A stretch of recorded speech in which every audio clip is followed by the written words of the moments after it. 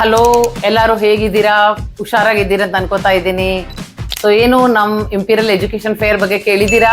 ನೋಡ್ರಿ, education fair ಇದೆ ಇಂಪೀರಿಯಲ್ದು. ತುಂಬಾ ಜಾಗದಲ್ಲೆಲ್ಲ ನಾವು ಮಾಡ್ತಾ ಇದ್ದೀವಿ.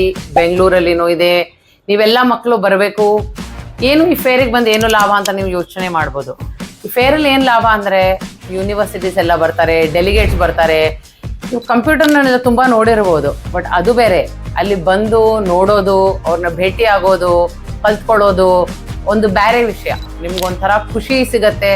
ಖುಷಿ ಅಷ್ಟೇ ಅಲ್ಲ, ಅದರೊಳಗೆ ಏನಿದೆ ಅನ್ನೋ ನಿಮ್ಗೊಂದು ಜ್ಞಾನನೂ ಸಿಗತ್ತೆ.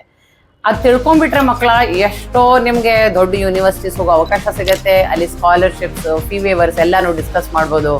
ಕಂಪಲ್ಸರಿಯಾಗಿ ಖಂಡಿತವಾಗಿ ಬರಬೇಕು, ಎಜುಕೇಶನ್ ಫೇರ್ ಅಟೆಂಡ್ ಮಾಡಬೇಕು. ನೋಡಿ ಆದಮೇಲೆ ನೀವು ಬೇರೆ ದೇಶಕ್ಕೆ ಹೋಗಿ. All the best.